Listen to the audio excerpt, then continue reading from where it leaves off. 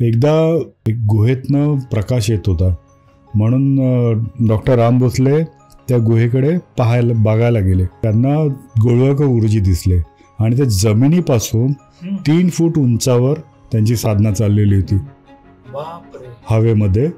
आणि त्यांच्या नाभीतून निळसर प्रकाश असा येत होता. हे त्यांनी तिथे पाहिलं की एकदा आचार्य अत्रेने त्यांना जेवायला बोलवलं होतं.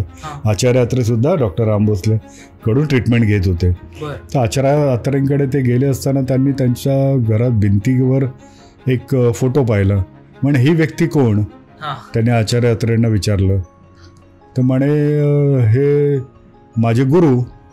म्हणे काय नाव त्यांचं? तर म्हणे हे शंकर महाराज.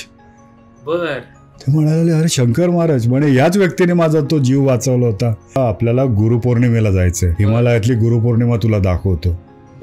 गुरुपौर्णिमेचा कार्यक्रम सुरू झाला. हळूहळू एक संत यायला लागले. एकनाथ महाराज, तुकाराम महाराज, त्याच्यानंतर संत मीराबाई, असे वेगवेगळे संत यायला लागले. हळूहळू नवनाथ आले थोड्या वेळात. आणि हे सगळे येत होते काजव्याच्या रूपात.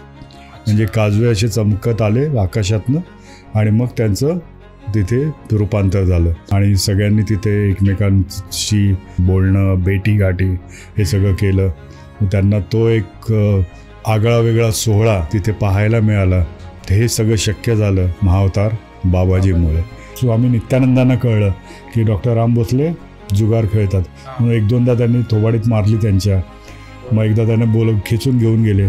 म्हणे क्या चाहिए तुम्हें? पैसा चाहिए? ये गुफा में जाओ. ते गुंफेत गेलं. तिकडे खूप सोने आणि पैसे, सोनं जवाहर सगळं भरलेलं होतं. लो जो चाहिए वो ले लो. तर ते म्हणे नाही, मैं इसलिए नहीं खेळता हूँ की मला 14 रुपये नाही मिळाले, मी मॅट्रिकला बसू शकत नाही, माझ्या आयुष्यात काही आता होणार नाही. म्हणून तो जीव द्यायला ते नाशिकहून चालत चालत वज्रेश्वरीजवळ तुंगारेश्वर डोंगर आहे तिथे ते जीव द्यायला जाणार म्हणून निघाले. तर मागून आवाज आला अतिथी देवो भव.